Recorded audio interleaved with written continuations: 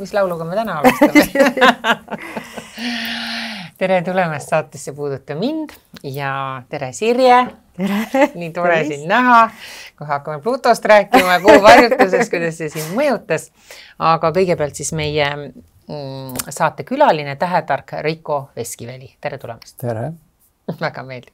Aga Sirje peab oma Pluto loo ära rääkima, sest tähetarkadest meil juttu tuleb ilmselt ka planeetidest. Ja planeetidest eelkõige. On ju, aga räägi ära siis, vaata mõni inimene ei teagi, et need planeedid võivad meid nii kohutavalt mõjutada. No ütleme, see lugu nüüd on natuke nagu naljajutt, aga kes teab? Ühesõnaga 21. septembril oli päikesevarjutus ja päikesevarjutus oli Neitsi viimases kraadis, kus asub minu Pluto sünnikaardis. Ja noh, et kui sellised asjad toimuvad seal nii tihkelt koos ja see päikesevarjutus on suur asi ja Pluto on siis niisugune allmaa planeet ja niisugune mitte eriti hea renomeega planeet, et siis seal võivad juhtuda nagu koledad asjad. Mina olin reisil, mina olin Sardiinias reisil, kõik pidi just olema maailma kõige parem, oligi Türgis sinised rannad, kõik valge liiv, igasugused kokteilid, värgid. Ja nii kui oli ära olnud see päikesevarjutus, siis ma jäin haigeks. Ma jäin nagu nii totaalselt haigeks, et see, ma mõtlesin, ma ära suren. Mul kõigepealt nagu üks jalg nagu lõpetas täielikult liikumise ja siis mul oli keha mingisugust löövet täis ja ühesõnaga natukene nagu reis oli rikutud. Õnneks see oli ka viimased päevad, nii et ma pääsesin tagasi. Ja nüüd olen enam-vähem terve. Ei, aga räägi see osa ka ära, läksid perearsti juurde ja siis hakkasid seletama, mis sul viga on. Ja perearst ka ei saanud aru, mis mul viga on. Ei saanud aru, aga tegelikult ma ei öelnud, et see on Pluto. Ja oleks võinud öelda perearstile, et see on Pluto süü, kas te ei saa aru? Ma tean, et ma olen proovinud oma perearstile rääkida niisuguseid alternatiivvariante ka, aga see talle eriti ei meeldi. Nii et ma ei rääkinud, seekord ma Plutot ei maininud. Aga ma ühe asja tahan veel öelda. Sinu sünnipäev oli ju täpselt sel päeval. Kuidas sul läks? Ja ma natuke vaatasin seda varjutuse teemat. Ma ei taha liiga palju teada, sest et pigem, see astroloogia ma tegelen ka, väga ei tegele ennustamisega või ei tegelegi, et milleks ma ei taha väga ette teada. Et kuna sa vaatad seal mingi varjutus on see tulekule, et võib-olla mõni nõrgema närvikavaga inimene hakkab muretsema või midagi. Et väga hästi läks sünnipäev ja noor kuu oli siis ja üldse tugev planeetide seis oli seal ilus sümmeetriline oli kogu see asi. Väga hea päev oli ja soe ilm oli ja mul möödus väga hästi, ma sain veel tervemaks, kui ma enne võin. Okei, ma pean tagasi kerima 20. september. 21. Pühapäev oli ta vist. See oli pühapäevane päev umbes, ma mõtlen, kus ma... Viimane soe päev. Ma pean praegu üldse aju ei klikka ära. Las ta olla, ei hakka ma siit tagasi kerima. Ise oled tähetark astroloog, ja siis räägid, et sa ei taha teada, sind ei huvita, et siis hakkab nagu mõtled üle. Kas teistele inimestele teed ka neid kaarte, on ju? Aga seal sa oled ikka, ütled niimoodi, inimesed ei oska tihti peale ju lugeda neid, ega mina ka tegelikult ei oska. Sa viska mulle see ketas ette ja hakka seal neid mingeid asju seletama, ei saa mitte midagi aru. Ja siis mul on vaja, et tähetark tõlgendaks seda asja, aga kas sa jätad inimestele ka midagi rääkimata? Kui sulle tundub, et see inimene võib järsku errorisse minna? Seal ongi, ma olen kaks võib-olla suurt siis astroloogia või siis tähetarkusega erinevust, et Indias nad eriti konkreetselt ütlevad sulle. Ausalt kohe, raks või? Jah, et umbes, et selle naisega lähed lahku või siis sured ära või nad päris konkreetselt ütlevad asju. Ütled, see on hästi põnev. Hirmutavalt palju. Nad on hästi otsekohased, hästi jõulised. Siis lääne astroloogia, see hellenistlik astroloogia, mis kreeklastest välja tuli, neile ka meeldib väga ennustada. Ma arvan ka valdava osa Eesti astroloogidele meeldib ennustada. Ei meeldi enam kellelegi ennustada. Aga kahjuks. See astroloogia, millega mina tegelen, see ka ta ennustamisega absoluutselt ei tegele. Ei öelda inimestele, miks, vahest on see hea ütlusen, et miks teada, mis point on teada oma tulevikku, kui see niikuinii juhtub. See on nii hästi öelda. Aga vaikus, las ma seedin seda. Aga siis ei ole seda astroloogiat ja seda värki pole üldse vajagi siis. Võib-olla see ongi selline, et äkki siis on võimalik, mis see tähetarkuse mõte on see, et sa nagu, kus sa lähed öösel õue, eks, et siis sa mingis mõttes nagu tunned ära sealt taevast midagi. Et see on ta ju, aastatuhanded on olnud niiviisi, et kui seal on, ma ei tea, koidutäht või ehatäht, et siis sa tead, et see on Veenuse planeet või kui seal punane Marss liigub seal ringi, niisugune punakas täht, et siis sa tead, et see on see. Et võib-olla selline intuitiivne, vahetu, kehaline taeva kogemine ja siis iseenda äratundmine seal. Aga see saab kiirelt selgeks, kus mis on. No ja siis? No, see on, see astroloogia, millega mina tegan, ta nimi on siis arhetüüpne astroloogia. Vot palun, seleta lahti, ma ei saa mitte midagi aru, arhetüüpne. Jah, et enda saates ma teen saateid, eks podcast'e, siis seal ma ka vahest küsin inimeste käest, et eks see tuleb sealt jungiaanliku suuna pealt, Carl Gustav Jungi pealt, see arhetüüp sõna, eks. Ja siis raske küsimus, kui sa küsid inimese käest, et mis see arhetüüp on. Tal ei ole sellist ühist vastust, lihtsat vastust. Ma tegin Sardo Pajule ja Siim Lillega tegin saate Saturnist, tegime Saturni arhetüübist. Siis mõlema käest küsisin, et saate alguses, et kuidas sa kirjeldaksid arhetüüpi. Sardo vastus oli selline, et see on üks selline põhimuster. Et kui meil on elus erinevad põhimustrid, siin kui võtame Kreeka jumalad, eks, et seal Afrodite ja Ares ja Zeus või seal Merkuurius või rodujumalaid mäe otsaseks ja erinevad lood nendest. Ja siis ongi need lood nendest põhimustritest, et me siis võib-olla tajume näiteks ilu, tajume kõne, tajume tegutsemist, tajume laienemist, tajume piire, rõhumist, tajume millegi uue tulekut, tajume, ma ei tea, ideaali või müstitsismi või religiooni, tajume sügavat loodusjõudu, muutust. Et mõnikord inimesed küsinud käest, et mis sa sellest arhetüüpsest astroloogiast saad? Mis sa saad sellest? See kõige lihtsam vastus ongi sellele, et kuna me praegult elame sellises ajas, kus meil suund või orientiir on kuidagi ära kadunud või need mingid põhiväärtused või mida siis võib-olla varem nagu kirik andis sellist rolli, kus siis inimestele anti mingi lugu ette, et miski on püha, eks. Siis täna on seda vähem, et mida siis need planetaarsed arhetüübid, päike, kuu ja siis need ülejäänud 8 seal, mida nad aitavad teha, nad aitavad siis sellise nagu püsiva suhte luua siis millegi püsivaga.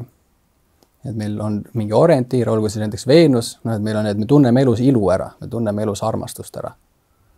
Kui sa lähed hommikul seda koidutähte vaatama, eks, kui ta sealt tõuseb, ta on 3. kõige eredam taevakeha peale päikese kuu nagu tükk brillanti seal taevas. Et kui sa lähed vaatad teda, siis tükk brillanti ongi väga ilus, eks. Elus ta on ka harmooniline, ta sümboleerib harmooniat.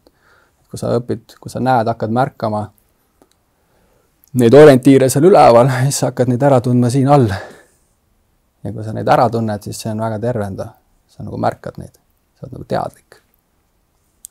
Ja kui inimene, ma sellest ütlen ka nendest klientidele, et kui inimene kodustas, teadlased ütlevad, et me kodustasime tule umbes 500 000 kuni 1 000 000 aastat tagasi, eks, vahemikus, see on suur aeg, eks. Et umbes alates sellest ajast, kui me õppisime tuld tegema, siis ma arvan, kaua aega me oleme ka siin üles vaadanud. Ja me oleme siis need planeedid seal ära tundnud, mida on näha, eks, päike, kuu ja 5 silmaga nähtav planeeti. Et mitte me ei omista neile mingit tähendusi. Midagi üleloomulikku siis või? Ja, et mitte, et me ei pane neile mingit lugu peale, vaid et nemad räägivad meile, nemad loovad seda reaalsust siin all. Niipidi. Et see suhe käib nagu vastastikku. Et kas me ütleme, ma kliendile ütlen ka, et see Veenus või koidutäht, eks, et ta nimi on Veenus, on ju, me saime selle nime roomlastelt. Siis kreeklastel oli ta nimi Afrodite, sumeritel oli seal nimi oli siis Inanna, eks. Need erinevad lugusid sellest kõige eredamast tähest. Siis seal indiaanlased küsivad nagu selle peale, et kust te selle nime võtsite? Miks te talle mingi nime panite? Ta on hommikutäht. See kõige eredam. Jaa, aga ta on õhtutäht samamoodi. On õhtutäht samamoodi ka, jah? Ja meil Anulaga on mõlemal on Veenus on õhtu. No ta on emba-kumba.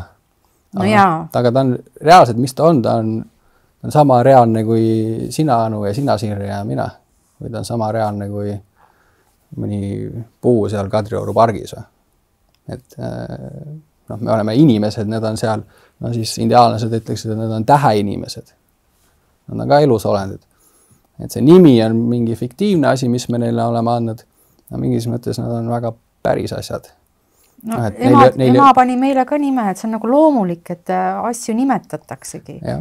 Elusolendeid isegi asju nimetatakse. Volvo on näiteks auto. No, et selles mõttes, et miks ei? Miks ei panna tähele nime? Muidu võib panna nime. Või planeedile. Aga jah, et... Minu muruniiduk on Tõnu. Ma räägin taga. Ja meil on ka muruniiduk. Mis meie muruniiduki nimi on? Meil on ka muruniiduki nimi. Ja ta räägib minuga. Tuleb mulle järgi kogu nagu koer. Vanase vajamad muruniiduki meie on Sulane. No ühesõnaga. No kuhu me nüüd jõudsime oma jutuga? Kas nad siis mõjutavad meid? Inimesed küsivad kohe, no kas siis on mingi mõju? Sa ütlesid, et meie siis see briljant on nagu õhtus, on ju. Et no on seal siis mingit, see on igavikuline küsimus, no mõjutab see meid kuidagi või mõjuta või täiskuu tuleb, no verekuu tuleb ja ma ei tea, noorkuu ja päike ja mis toimub, no? Eks see mõju küsimus on see põhiküsimus ja ma arvan, et kuidas sellest mõjutamisest aru saada, noh, meil on nagu koolis on meid õpetatud ühtemoodi mõjust aru saama on see põhjus ja tagajärg, eks. Et kui ma siin lükkan seda klaasi siin, et siis minu lükkamise tagajärjel see klaas siin liikuseks. No ja siis me oleme mingis mõttes koolis programmeeritud mõtlema samamoodi, et asjal peab olema siis põhjus, tagajärg, et niiviisi siis käib mõjutamine, eks. No ja siis ma jälle siin tsiteerin siis Hardot, et see tähetarkuse või need, kuidas need täheinimesed seal üleval on, need planeedid, eks. Et see mõjutamine ei ole sellist laadi, nagu mina siin kirjeldasin praegu. Et kui sul Neptun on kuskil mingis kehvas aspektis on ju, et see ei sunni sind minema poodi jäätist ostma. Et see ei ole see põhjus tagajärg. Need planeedid ei saada korda mingit konkreetseid sündmusi siin maa peal. Ja see kausaalsus, see teine sõna on põhjuslikkusele, on siis kausaalsuseks, räägime siis põhjuslikkusest või et mingi mõjust. Et see mõju seal on, see mõju, aga ta on pigem sellist, ta on mingit teist laadi mõju. Et siin tuleb selline kuulus lause on see, et kuidas ülal, nõnda all. See oli üks uus platonistlik filosoof Plotinos ütles niiviisi, et kuidas ülal, nõnda all, et kõik hingab koos. Et läbi astroloogia siis on võimalik näha sellist koos hingamist. Kuidas see toimub? No meil ei ole täna siis seda teaduslikku meetodit. Meil ei ole täna võimalik siis seda kuidagi mõõta. Et kuidas see põhjus tagajärg toimib, eks? Aga kui sa hakkad jälgima seda rütmi, kuidas need seal üleval tantsivad, selline harmoonia, mis seal üleval on, selline tants või muusika, et siis sa näed, et see riimub sellega, mis siin all toimub. No ja see ongi ülihämmastav, et kuidas see toimub, seda keegi ei tea, aga kui sa natuke nagu pingsamalt hakkad jälgima seda rütmi seal üleval, et siis sa näed, et see on reaalne ja see ongi müstiline selle juures, et mis asi see siis on, et siin kuidagi see asi hingab koos. No, minu enda jaoks on see kõige lähemale, kuidas ma saan vaadata näiteks Jumalale otse silma. Et siin on mingi kord. No ühelt poolt siis räägitakse, et siin ei ole mingit korda ja tähendust ei eksisteeri ja siis teadus on ainult kuidagi maagiliselt siin inimese kolba seeseks ja ülejäänud kõik on siis nagu surnud elutu mateeria, eks. Nagu sa läbi sellise tähetarga pilgu vaatad sinna üles ja vaatad, mis siin all on, ja siis sa näed, et siin on mingi harmoonia, siin on mingi koos hingamine. Ja ainuüksi see on väga tervendav. kui sa märkad, et siin on mingi käekiri, siin on, noh, sa ei saa selle näpu peale panna, aga ma ise olin ka ülisuur skeptik terve elu astroloogia suhtes. Ja Päts langes pähe kus? No Päts langes pähegi 5 aastat tagasi, see sama arhetüüpne astroloogia. Sa vaatasid Richard Tarnast? Tarnast vaatasin ja siis kuulsin sellest Richard Tarnasest, kelle raamatu siin Hardo on välja andnud oma Pörki seltsi sarjas. Ja nüüd see põhiteos, mis tal on, Kosmos ja psüühe on selle nimi. Seda tõlgitakse hetkel eesti keelde. No, ja siis see arhetüüpsastroloogia juured ulatuvad 50 aastat tagasi, umbes 73-74 Californiasse. Selline koht oli nagu Esaleni instituut. Seal käisid, siis see sai umbes 60-ndate lõpust alguse. Seal käisid koos sellised nagu Abraham Maslow, see vajaduste hierarhia, siis Joseph Campbell, kes on kogu selle kangelase müüti ja kangelase seda arhetüüpi uurinud kõiki kangelase müüte ajaloos. Ja siis üks põhimehi oli seal veel see Terence McKenna, ta oli sellise psühhedeelse filosoofia üks esinägusid seal. Ega sellist, mis ingliskeelne sõna, cutting edge või? Siis sellise teaduse ääreala tegutseda seal koos. Ja üks mees, kes seal oli, siis sinna Tšehhist oli tulnud, Tšehhoslovakkiast oli Stanislav Grof, kes on siis maailma juhtiv LSD teadlane. Ta paarkümmend aastat tegi siis seda LSD-ga psühhoteraapiat Tšehhis teaduslikult ja siis jätkas seda teadustööd Ameerikas. Ja nad ei saanud aru siis, et kui inimesele tehakse LSD psühhoteraapia seanss, et ühel hetkel on see, kui see tehakse näiteks ühel reedel, et siis see kogemus on jumalik, aga siis see tehakse näiteks seal 3-4 kuud hiljem ja siis see kogemus on põrgulik. Ja nad ei saanud pihta, et miks need on nii erinevad, need kogemused seal selle LSD psühhoteraapia käigus. Ja nad siis tollel ajaks nad olid seal testinud siis kõige pädevamaid ja populaarsemaid psühholoogilisi teste, mis olid psühholoogias. Kõik olid testinud, nad ei leidnud seal korrelatsiooni.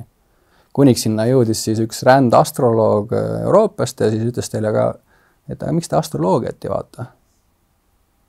No siis leitigi mingisugune side tõsiselt. Ja. Aga siis on ju kõikide asjadega samamoodi. Ikka, jah. Absoluutselt, kui ma teen ühel teatud ajal mingit neid asju, siis nad toimivad nii, kui ma ei taha öelda valel ajal, ei ole õigeti vale aega, teen mingil teisel ajal, siis on hoopis teistpidi. No mingis mõttes on ju see, et meie vanarahvas ka elas ju kuu järgi väga palju ja et kas see on kuidagi eriti seotud kuuga või kõigi tähtede või planeetide seisuga? No ikkagi kõikidega, see on see tervik. Aga valdavalt, mis on need põhitegurid, on just need kõige kaugemad planeedid. Need kaugemad, jah. Et see Tarnase raamat on ka siis, viimane, mis on silmaga näha, on Saturn, eks kõige aeglasemini liigub 28-30 aastat ja siis sealt edasi Uraan, Neptuun, Pluto. Ja siis seal oligi, nad alguses olid üliskeptilised, eks, et mis astroloogia, et me siin oleme Harvardist ja doktorikraadidega mehed on ju, et astroloogia, see on ju ebausu see nii-öelda kullastandard. Nii. Aga kuna nad olid seal avatud olemusega, siis nad vaatasid seda. Ja vastu vaatasid siis hämmastavad korrelatsioonid. Ja just siis sellega, kuidas sellel hetkel, mil inimene siis on selles LSD psühhoteraapia seanssis, see on siis see, kuidas planeedid praegult on taevas, siin hetkel ka taevas on planeet kuidagi, ja siis suhtes sinu sünnihetkega. Et need on alati omavahel suhtes. Ja siis sealt leiti hämmastavad korrelatsioonid. See oli esimene asi, see oli see, kus minul siis ma selle, kuidas sa ütlesid, selle litaka sain. Et kas tõepoolest on see võimalik. Et sul käis see praks ära nagu? Seal, jah. Et kui sellist asja loed, siis see on ju mingis mõttes, seda on ju, mulle meeldib, on seda meelde öelda, ma ei mäleta, kus ma kuulsin, aga ta öeldakse, et täna meil imesid enam ei ole tänapäeva maailmas. Ainukesed imed, mis on jäänud, on tehnoloogilised. Aga need imed, kus siis võib-olla kuskil seal mingites religioonides kuuleme või kuskiltes legendides või muinasjuttudes, siis neid nagu täna enam ei näe väga palju. Nagu ma seda lugesin, siis see mulle küll kostis nagu imena. Et kas tõepoolest on mingi seos siis sellega, mis seal üleval on ja sellega, mis siin all on. No aga ütle nüüd, kas tõepoolest siis minu sellele, et ma jäin haigeks, oli seos sellega, et päikesevarjutus oli minu Pluuto peal? Ma ei oska öelda. See oli viirus. No tõenäoliselt oli, no mingisugune bakteriaalne värk või midagi oli jah, aga noh, aga alati tahaksin mõelda midagi nagu lahedat juurde, eks ju, et oli ka mingisugune selline suurem põhjus, mitte ainult patogeenne. No aga kui see on nagu niimoodi vastastikune peegeldus, siis on ju kõik asjad ette määratud. Ju. Sõjad, rahuajad, katastroofid, sünnid, surmad, absoluutselt kõik. Ju. No seal eksisteerib ettemääratus, samal ajal eksisteerib ka vaba tahe. Nad eksisteerivad kuidagi koos.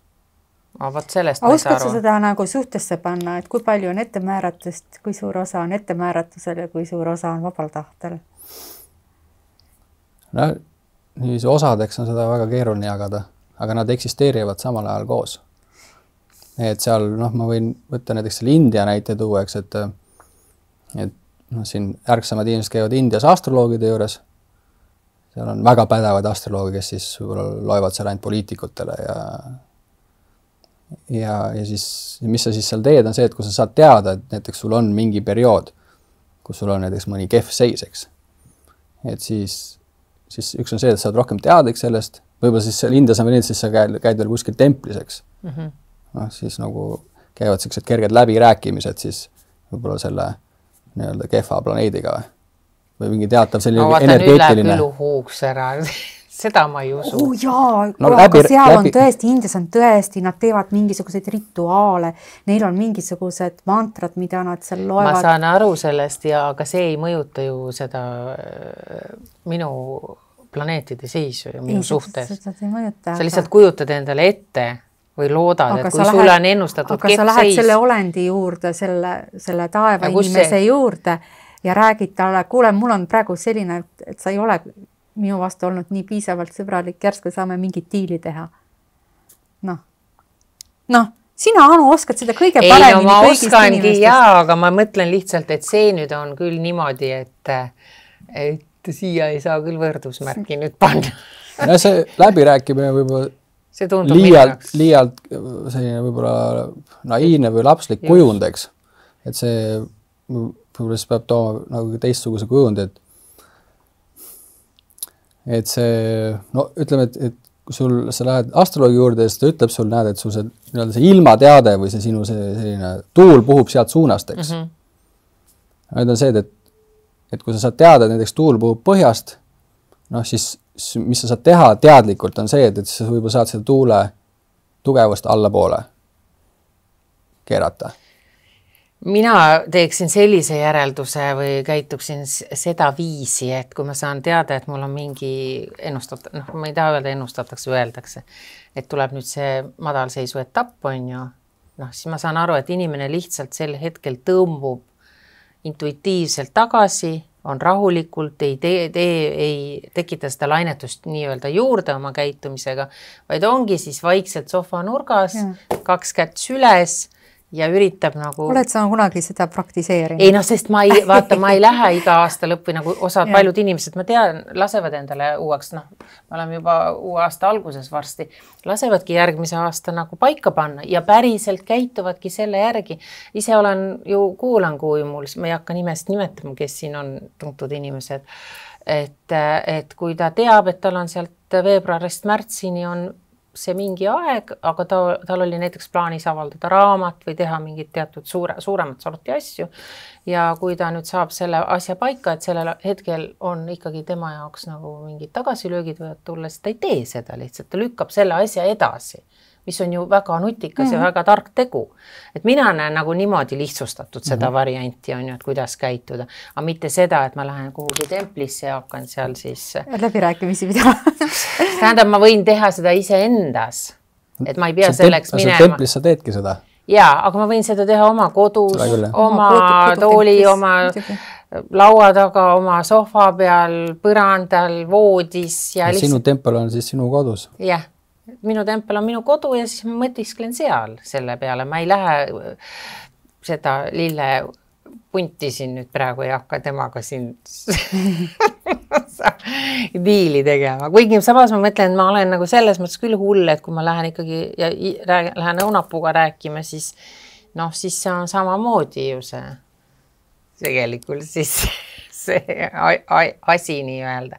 Et no okei, ma teeksin siis intuitiivselt nii, kuhu mind tõmbab parasjagu ja peaksin läbirääkimisi, olgu mis iganes see asi on, aga tegelikult ma pean läbirääkimisi ju ise endaga.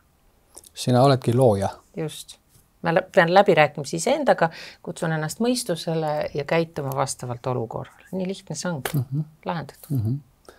Ja seal on see nüanss on veel, no ütleme, et kui Roomas siis keegi tahtis raamatut avaldada, noh, võib raamatut avaldati vähem, aga uut äri alustada või uut suhet. Et siis väga pingsad jälgiti, mis valiti selleks hea hetk on ju, noh, see riimub selle sinu eelneva jutuga ja siis, ja mis siis veel lehti näiteks seal oligi näiteks Veenuse tempel või Jupiteri tempel, siis see on üks asi, millest siis eestlased hästi aru saavad, et kui lähed Hiie paika, et siis sa pead sinna midagi jätma. Kui sa lähed Pühasse paika, siis sa pead sinna midagi viima, olgu siis, ma ei tea, eestlased viisid piima või siis mingi saia, noh, seal indiaanlased viivad tubakat, et kogu aeg on see vahetuse asi. Alati peab olema vahetus. Et siis seal templis ka, mida tehakse näiteks Indias või kuskil mujal, et siis sa lähed sinna templis, siis sa annad selle midagi seal. Nagu sa siis oled sellises vahetuses, noh, see üks on see, et siis sa loob suhte ja kui sa annad midagi, kui sa tahad midagi vastu saada elus, siis sa pead ka midagi andma. See on see põhiloogika. See on see asi, mille siis kogu meie tsivilisatsioon on ära unustanud. Me ainult võtame. Põnev, aga kui ma nüüd ikkagi lähen selle astroloogi juurde ja noh, lasen endale ausalt selle kaardi kõik paika panna, nagu sa ütlesid, Indias ütlevad, see on rakk. Ja ütlebki, et noh, ma ei tea, et su koer sureb ära umbes seal sellel hetkel ja midagi mingi õudne liiklusõnnetus juhtub selles vahemikus. Kuidas ma saan siis seda nagu, seda saab ka läbirääkimiste teel kuidagi suunata või ennustatakse mulle autoõnnetust, on ju, kas sellest piisab, et ma istun vaikselt kodus nurgas? No minu isiklik soovitus ja kuidas ma oskan ise endast rääkida, ma kunagi läheks selliste astroloogide juurde. Kes räägiks nii otse või? Jaa, ma küll tahaks minna. Ma hoian ülikaugele nendest kõikidest ennustavatest astroloogidest. Tõsiselt, jah? Ja just sellepärast, et endale mitte sellist stressi. No, see on suur teema, on see astroloogia varjupool, eks? Et saad astroloogi juurde, siis ta räägib sulle võib-olla midagi enda egost lähtuvalt, eks? Mingist enda soovist. Soov olla tark, soov teada olla, ilmutuslik tulevikku näha. No need on siin samas Eestis ja igal pool maailmas on siis neid haavatud või traumeeritud astroloogide poolt. Eks sa lähed kellegi juurde sõnal, eestlased teavad ka, sõnal on suur jõud, eks. Sa lähed astroloogi juurde, ta ütleb sulle midagi, siis sa jääd mõtlema selle peale, kannad seda kaasas, siis võid juba ennast mõelda haigeks. Et suur häda, mis on see, et meil astroloogid ei ole tegelikult psühholoogi haridusega. Nad ei ole tegelikult treenitud inimesega, kes on võib-olla kuskil raskes kohas, nendega kandma seda vastutust, kandma vastutus inimelu eest. Ja näiteks see arhetüüpne astroloogia, mille mina tegelen, on suur koolkond, mis Ameerikas on, need on valdav osa on siis seal kõik näiteks jungiaanliku analüütilise psühholoogia taustaga. Psühholoogid. Et kui sul näiteks tuleb astroloogiga siis konsulteerimise käigus üles mõni raske teema, ma ei tea, lapse surm või isa surm. Üldjuhul, kui sa oled ainult mingit tähetarkust õppinud või mingit astroloogia koolkonda, eks, kus on sinul veel võimekus sellises olukorras kellegagi rääkida, talle mingit soovitusi anda. Peaks ikka treenitud inimene olema. Aga seda ei ole valdav, Eestis eriti ei ole. Ma tahan ikkagi, siin ma tahan tegelikult Natsa vastu vaielda selles mõttes, et minu arust enamik astrolooge on empaatilisemad ja intuitiivselt nagu tundlikumad inimesed, kui paljud psühholoogid on. Et ma ei tea. Nii palju, kui mina tean neid astrolooge, minu tutvusringkonnas on päris palju astrolooge. Minu meelest nad on kõik paremad psühholoogid kui need psühholoogid, keda mina tunnen. nii et ma nagu selles mõttes ei pea seda nagu nii, seda akadeemilist psühholoogia poolt nii oluliseks. Jah, Ameerikas on eraldi, organisatsioonid on ju sul saad mingid litsentseeritud astroloog olema näiteks. Et siis sa oled nagu läbinud sellise mingid eeldused, et sa saad inimestega tegeleda. Eks ma arvan, et kindlasti on väga häid ja selliseid, kes oskavad siis inimeluga ringi käia. Kindlasti on ka seda varju poolt on väga palju. Et neid näited on ka, aga siin võib-olla see jutt sai meil algus sellest, et see konkreetne ennustamine, et ma ise isiklikult ma üldse väldin kõikisuguseid ravijaid ja kõiki selliseid astrolooga ka või kui astroloogi juurde lähen, siis ikka väga hoolikalt peab olema valitud. Või üldse kellegi juurde lähed, siis ma peaks kõigil inimestel südamele, et sa pead ikka väga usaldama seda inimest, teadma, kes ta on. Siis sa võid igast asju saad kaasa saada. Aga mis asju? Ma just mõtlen, et tegelikult ma jälle ise mõtlen teistpidi ka, et ma hästi palju kuulan välismaiseid astroloogia podcaste ja päris paljud astroloogid ütlevad, et nad käivad teiste astroloogide juures just nimelt selle pärast, et nagu saada ka infot, et kuidas veel on võimalik. Et minu meelest on igati tervitatav, kui astroloog käib teise astroloogi juures. Seda kindlasti, ma olen nõus.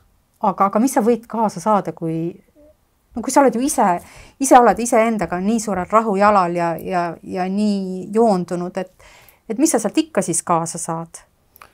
No seda on raske uskuda, et inimene on endaga täielikult nagu rahujalal. Võid olla mingiteks hetkedeks, aga suurem osa ajast ikkagi elu lükkab meid välja sellest seisust.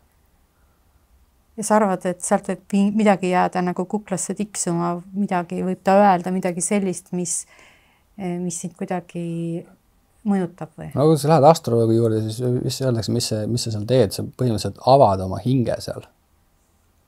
Et see nagu... Ja sa ei ava ju, ma olen korra käinud paar seanssi astroloogi juures, aga mõtlen, et sa ei ava ju, sa istud seal, Tema räägib. Tema räägib ju, tema lehitseb seal oma tarka raamatut vahepeal ja vaatab seal mingeid seise ja arvutist ja nii edasi ja räägib sulle. Mis on kõige õudsem, peale mida ma lõpetasin kohe raks käimise ära, kui ma nägin, et ta liikus mingis suunas. Nad ei tohi tavaliselt teistest inimestest rääkida, isegi nad ei hakka su pereliikmetest nagu rääkima. Põhimõtteliselt sa saad küsida ja nõus olla ja siis ta räägib, on ju. Aga ma nägin ühe tuttava puhul, küsisin ja ta räägib rahul. Ja siis ma näen, et ta käib astroloogi, ta ei saa, ta on inimene ju. Ja ta käib selle nagu elektrilöök läbi. Ja siis ta paneb selle kinni ja ütleb, ma ei saa rääkida sellel teemal. Üli ebaeetiline käitumine. Ja siis sa tead, et midagi õudset on nagu seal. No jaa, aga ta ei saa seda varjata, vaata, aga ta ehmatab ise ka või ju seal oli midagi nii õudset ja oligi tegelikult. Oligi vä? Ja oligi. Ai. Et mida ma tagantjärgi mõtlesin, et oleks võinud öelda seda, hoiatada ja ma ei tea, see inimesena alati mõtled, et siis sa saad võib-olla aidata, oleks saanud aidata, on ju. Ikka sul jääb see tunne sisse. Et kas siis oleks või ei oleks saanud, võib-olla siis tõesti oleks seal rääkinud ja midagi teinud. Sellesse ma tõesti usun kuidagi, palvejõudu. Just, palvejõudu täpselt, aga kuna ta siis ei rääkinud, siis nii või naa ma olin solvunud. Ma adusin, et seal on mingi asi, pauk, ta ei räägi ja siis, kui see toimus, see pauk, siis ma mõtlesin, et ahaa, see oligi see, ta jäi täpselt selle koha peal nagu seisma ja ma oleksin saanud siis midagi teha. Aga see on nagu, see on see oleksite maailm, oleks ja seda ma vihkan. Ja näed, ja see mõjutab mind siiamaani tagantjärgi. Ja mul tuleb see aeg-ajalt meelde, kusjuures täna on ka täpselt see päev, kui see juhtus. Wow. Mis on täiesti jõudnud praegu, mõtlen. Appike. Ja mul tuli praegu ette see, et kui ma hommikul kodunt lahkusin, siis ma panin selle päeva täna hommikul panin siis 3 künnalt erinevatesse kohtadesse kodus. Mul tuli praegu meelde, ma pidin enne ära minekut nad ära puhuma, ma ei teinud seda. Et mul on ikka tunne, et ma tahan koju minna praegu. Aga okei, nad olid väiksed teeküünlad. Et selline kokkusattumus praegu. Miks see nagu mulle nagu meelde tuli, ei tea. Aga see jäi kripeldama, näed. Et kui sa küsid, eks ole, et miks siis ja nüüd me jõudsime siia, et see on ebaeetiline. Sellised asjad, siis jõuadki lõpuks sinna, et võib-olla pole mõtet nokkida neid asju üldse. Et mina tulin selle tõdemuseni, aitab, et... Mina vaatan ise oma sünnikaarti ja transiite ja ma lasen nagu asjadel toimuda ja kui midagi toimub, sa vaatad, vaat, näed, juhtus täpselt sellel ajal. Aga sa vaatad nagu tagantjärgi siis? Jaa, ma ette ei vaata kunagi. Mitte kunagi, ma ei saa öelda, et kunagi, sest sa tead, et ma olen vaadanud ette ka. Ja ongi kõik väga õudne olnud. Miks on õudsed asjad ainult? Miks on keegi ütle, et on suurepärased asjad täpselt samamoodi toimuvad, sest lihtsalt kõigil ei ole nii hullud kaardid, kui mul on. Viina, palun. Kuule, kas mõnel inimesel on raskemad sünnikaardid ka ja kas seal on? Ma küsin sinu käest. Oleme nii palju saateid teinud, ma võin ise küsida ja vastata. Et kas ikkagi sinna sünnikaarti on midagi natuke seda saatust sisse kirjutatud või? Näiteks see astroloogia, mida mina tegelesin, on arhetüüpne astroloogia, et seal vaadatakse siis planeete nende suhtedeks. Kui sul on siis seal nii-öelda nagu mingid kehvad seisud, siis see kehv seis on mingis mõttes, see traditsionaalse astroloogias on nagu väga must ja valge, et on head planeedid, pahad, eks ju. No nüüd see kaasaegsemi koolkond on see, et see ei ole päris nii nagu ühe ülbaga löödud, eks. Et neis kõikises on nii head ja halba, ja kui sa oled sündinud, siis mõnda selliste raskemate seisudega, keerulistame seisudega, siis elu esimeses etapis, see võib just olla siis sul selline raske ülesanne elus, eks. Et sa käid läbi komistuskive, õppetunde, pead läbi seinte liikuma. Ja me kõik teame ja tõdeme ka seda, et kõik kõige raskemad ülesanded või raskemad asjad, mis meil elus on, nendest on tihti tulnud meie kõige tugevamad potentsiaalideks. Et see arhetüüpne astroloogias on samamoodi, et kui sul on seal mingi tugev seis, mis on kehv, siis see tegelikult on õnnistus, see on kingitus. Ta küll elu esimeses etapis. Kas siis on kindel, et teine pool on nagu olala? Ei pruugi. Ei pruugi küll. Ma olen nagu teises pooled. Ma hakkasin lootma, et kui esimene pool on kehvasti, siis teine on juhei ja kui esimene pool on juhei, siis teine pool on kehvasti. Nii lihtne see ongi. Ja tegelikult paljudel on ju väga head seisud ja on imeilusad, sellised sümmeetrilised, head harmoonilised seisud.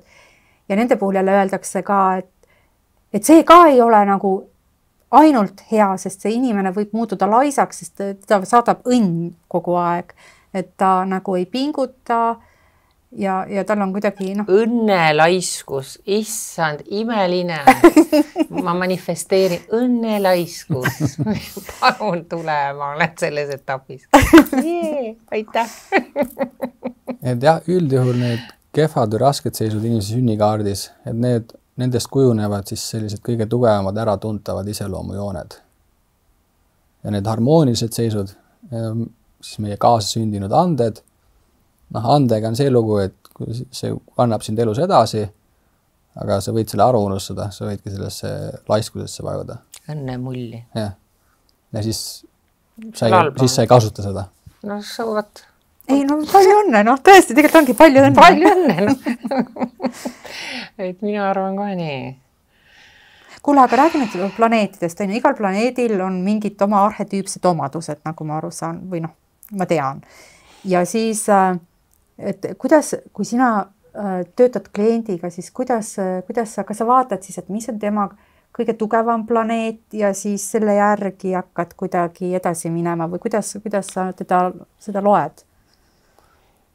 Seda ma ei tee, jah, see nagu traditsionaalse astroloogias on, et mis sul siis see kõige tugevam planeet on nii-öelda, seda ma ei tee. Kuidas mina alustan? See on mingis mõttes hästi loogiline ja vahetu nagu sellise päris taeva enda osas. Et ma alustan päikesest ja kuust. Kahest kõige eredamast taevakehast. no et kui sa seal midagi muud seal taevas ei ole oma elus näinud, no tähti võib-olla, eks, ja siis seda päikest ja kuud sa oled ikka näinud, kui ta on täiskuu taevas. Ja siis, mis ma teengi, siis ma vaatan inimese päiksesuhteid erinevate teiste planeetidega. Näiteks, kui seal on näiteks päike ja Veenus, mis näeb seda, et su elus on siis näiteks Veenus on läbi su päikse tugevam, tuleb esile, oleb, mis suhtes seal muidugi on. Siis vaatame päikse suhtes, vaatame kuu suhteid, mis aspektides on sul kuu siis teiste planeetidega. See on nii-öelda see meie see nagu baasmaatriks, päike päev, kuu öö, noh, päike meie teadvustatud olemus, Riiko, Anu, Sirje, kõik, kui sa räägid, mina selline, mina teistsugune, teen seda, teen teist. Sinu see visioon, kõik, mis on nagu valgusega seotud meie elus, kõik paistev. Noh, kuu on siis öö, on ju, ta on just vastupidi. Kuu võtab seda päiksevalgust enda peale, ta on see salvestaja. Ta on siis, kui päike on välja poole, siis kuu on sisse poole. Ta on selline pehme, kõik siis sisemaailm, emotsioonid, tunded. Ta võtab seda päiksevalgust. Tal on küll valgus, aga kuu valgus on selline pehme valgus, ta ei ole selline kõrveta. No ja teise kuul on siis, kuu on, symboliseerib suhet. Kõige lähim taevakehasi planeetmaale, liigutab vett, ookeani, meresid, ajab inimesi hulluks, kui on täiskuu. Kõik tunnevad, kui seda kuud tuntakse eriti. See on suhe, ta on kõige lähem meile. Kes on kõige lähim meile, kui me sünnime? Ema. Ema ja laps. No siis indiaanlased ütlevad, et kuu, ta on maa õde. On 2 naist siin. Õed oma vahel. Nagu õed on 2 kõige lähimat naist. Aga ja sina siis ei vaata, et päike on nii, et noh, meil siin päiksed on jääras, on ju, et sa seda nagu tähemärki nii palju ei vaatagi, kui just aspekte teiste planeetidega. Aga minul näiteks päikesel ei ole aspekti teiste planeetidega, on ainult Pluutoga on see kvinkunks. No, eks ole, mis praktiliselt ei ole siis mitte midagi, et noh, et tal ei ole mingit, mis ma siis peale hakkan, et see tähendab, et minu päike siis ei säragi. Selle asja nimi on siis, kuidas ta on siis, unaspected inglise keeles, et su päiksel ei ole aspekti ühegi planeediga. Nendel inimestel on võib-olla natuke keerulisem leida elus siis oma olemusele, ükski teine 9 ei saa konkreetselt läbi tema särada. Et siis nendel inimestel võib olla niiviisi keerulisem nende ülejäänud 9-ga võib-olla selline tugevam nagu suhe luua. Üldjuhul on see üsna harv, kui ei ole päiksega. Aga need inimesed võivad olla harv nähtus. Harv, jah. Aga mul on mingi aspekt, saad kõik mu järgi uurida. Ei, ma ei tea praegu. Ma hommikul vaatasin su kaarti, aga ma vaatasin, ma päiksest ei mäleta, ma vaatasin Veenusega, oli sul vähemalt 4 aspekti oli Veenusesse. Mida iganes see siis tähendab. Nii, on meil veel küsimusi, sest meil hakkab saade lõppema, aga meie teeme Rikoga veel ühe saate. Ja miks me seda teeme? Sest et on saabumas varsti uus aasta. Nii, ja mis siis alati juhtub puudutamid saates? Siis me alati natukene vaatame ette, et mida see uus aasta toob. Ja natukene, järsku siblime natukene vanas aastas ka veel. Siblime näitsa vanas aastas ka, et see vana aasta hästi, astroloogiliselt hästi huvitav aasta oli, on ju. Et sellest saab küll rääkida, jah. On ju, sest tagasivaade on ka alati ju huvitav. Ja siis meie vaatame, kuna me oleme aastaid seda puudutamid saadet teinud, siis mingite intervallide järgi me viskame sellest tagasi pilgu nagu ja vaatame, et kas siin need asjad olid nagu, läksid täkkesse või mis siin toimus tegelikult nagu. No, tagasivaade on ka alati meie endi jaoks nagu põnev. On. Et nii, et hoia vaata, mida sa räägid täna, sest me vaatame 3 aasta pärast selle üle. Ja saate üle ja siis sa saad. Aga ja paljud astroloogid siiski, kes meil on käinud, või mitte, ma ei tea paljud, aga vähemalt ma tean ühte nimetada kindlasti, kes on väga täkkesse küll pannud. Ja, aga nüüd ma selle saate lõpetuseks, ma küsin nüüd sinu käest sellise küsimuse. Kohe tuleb täiskuu ja ma vaatasin, et sina räägid aspektidest, täiskuu tuleb ja minu täiskuu on täpselt vastasseisus Uraaniga. Mida see tähendab? No Uraan on kõige esimene kaasala avastatud planeet teleskoobiga. Siis ta ootamatu tegelane, üks planeet on veel seal. No ja siis ta avastati seal 1880 midagi. No siis kahe revolutsioon, 1782, 18. sajandi lõpus. Siis ühel pool oli Ameerika revolutsioon, teisel pool oli Prantsuse revolutsioon. Ja siis ta ongi revolutsioon, ta midagi uut. Ta on sõna uus, ootamatu. Kusjuures teate mul täpselt kesktaevas ka, ma ei tea, kas sa neid aspekte ka vaatad? No kesktaevas, seda ma vaatan jah, tõusumärki kesktaevast ma vaatan. Võt, kas see võib tähendada, et ma kaotan töö? Seda ma ei... Kui ma tahan intrigeerida, ma tahan. Kaotada töö, ta tahab sinna Sardiiniasse või Sitsiiliasse, kus ta tahab elama minna, see on tal praegu. Ei taha. Kuu on seotud ju kõik selle sisemusega, tunnete emotsioonidega, kodu, pere, eks. Uraan on midagi uut, siis võib-olla need kaks hakkavad omavahel tööle kuidagi, siis on midagi uut sinu sisemaailmas, sinu kodus, sinu peres, sinu lähisuhetes. Midagi ootamatut. Vajadust midagi muuta seal. Ausalt öeldes, kui sa oled nagu oma elu paika saanud, siis see mõtte muutusest ei ole väga veetlev, aga vaatame siis. Ega sa ei saa midagi vastu panna või hakkad nüüd siis... Või teen oma uraaniga mingi diili või kuuga, ma ei teagi kummaga, mõlemaga. Ja seda Mang ütles, et kui ta näiteks kuu või see uraan satub mõne planeediga aspekti, et siis ta läheb õue ja siis ta üritab tunnetada siis vahetult seda uraani energiat, seda uraani. No täna meil on ka telefonis äpid, eks ju. Et kuni meil on enamus pilves ka, et siis tasubki seda äppi kasutada. Näiteks kui sa lähed õue, seal on ju vaadad, kus see uraan on, siis nagu vaata sinna suunas, tunneta teda. Et kuud on võimalik tunnetada, päikest ka käid päevitamas on mõnuseks. Aga neid teisi kõiki on ka võimalik, Saturnile otsa saad vaadata, Marsile saad otsa vaadata, Merkuurile saad otsa vaadata, Veenusele, Jupiterile saad otsa vaadata. No siis Uraan, Neptuun, Pluto, siis nende jaoks on sul vaja telefoni, et aru saada, kus suunast on. Aga mis see tähetarkus on, see on siis suhtlemine nendega, rääkimine. Nad eestlased ka vanasti rääkisid kõigega. Alustades tööriistast kuni kivini, kuni puuni, kuni allikani. Ja siis kuni naise ja lapseni ja koerani. Kõigega räägiti. Kõigil asjadel oli teadus nii-öelda. Naine, laps ja koer. Laps ja koer tulid viimastena. Kõigepealt tuli tass ja kirves ja siis tuli... No see on täpselt sama. Ma räägiksin autoga, rääkisin ja paitasin teda ja kiitsin ja arvutiga ja siis seal kuskil kaugel on ema, laps, koer ja kass. Nende tähe inimestega tasub ka rääkida. Loomulikult. Väga põnev. Inimesed rääkige rohkem oma asjadega. Ja siis tähtede ja planeetide ja tähtede ja planeetidega ka, jah. No ikkagi inimesed vaatavad unenevalt sinna taevasse ja siis tekivad igasugused toredad mõtted. Ja ma arvan, et sa leiad intuitiivselt, ka kui sa parasjagu ei tea, kus isegi mingi asi on ja on pilves. Mul on küll selline tunne, et sa nagu intuitiivselt leiad selle õige midagi koha üles. Ma ei tea, vähemalt mina. Ma ei tea, kuidas teiega. No naistel on üldse intuitsiooniga palju paremad lood kui meestel, et loomupäraselt empaatilisemad. Ja. Aga me paneme praegu sellele saatele punkti ja jätkame kohe järgmise saatega. Kuna meie oleme Sirjega naised, siis meie läheme riideid vahetama.